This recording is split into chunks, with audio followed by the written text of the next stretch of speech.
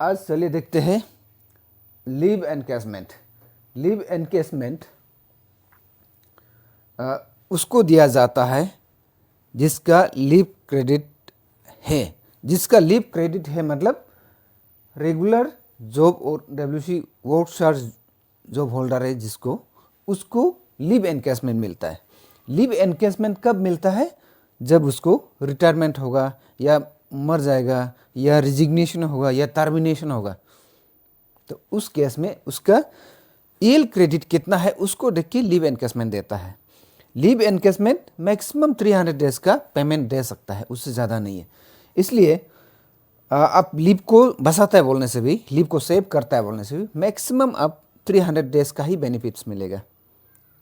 अब अनयूज होके रहने से भी उससे ज़्यादा नहीं मिलेगा। इसलिए हो सकेगा तो लीव को यूज़ करना है। और लीव एनकैशमेंट कैसे करके कैलकुलेशन करता है? As per CCS leave rule, central civil service leave rule 1972 का हिसाब से लीव एनकैशमेंट को कैसे कैलकुलेशन करता है उसके लिए है आज का। ये दोनों सेम बेनिफिट्स मिलेगा, रेगुलर जॉब हो या डब्ल्यूसी वर्क चार्ज हो, सेम बेनिफिट्स मिलेगा लीव एनकैशमेंट का कैलकुलेशन को।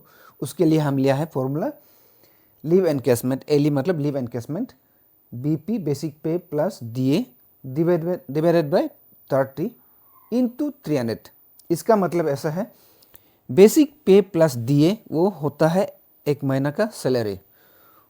तो हम लोग 300 डेज का पेमेंट मिलना है ईएल में। सपोज 300 डेज का ईएल में पेमेंट मिलना है तो हम लोग को एक दिन का सैलरी कितना है उसको जानना पड़ेगा। एक दिन का सैलरी कितना है उसको हम लोग जानने के लिए क्या करना है, एक मंथ का 1 मंथ का सैलरी कितना है उसको 30 डेज से डिवाइड करना पड़ेगा। इन एन एवरेज एक महीना का 30 डेज लेता है, इसलिए ये हो गया पेमेंट। बेसिक पे प्लस डीए हो गया पेमेंट एक महीना का, उसको 30 से डिवाइड कर रहा है इसलिए इसमें 30 लिखा है। तो एक सपोज देखिए, सपोज कर रहा है एक किसी का 50,000 सैलरी है, उसका बेसिक पे है, उसका डीए मान लो कि 50% है, डीए अभी मान लो कि 50% चल रहा है, तो इसका 50,000 का 50% कितना होगा? 25,000 हो जाएगा।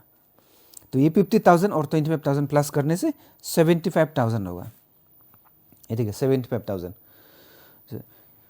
और ये 10 कहाँ से आया बोलने से देखिए, ये 0 और ये 0 काट दिया है, 0 0 काट गया, इसका 3 और 30 काटी है, 3 1 3 3 10 30, इसमें 10 रह गया।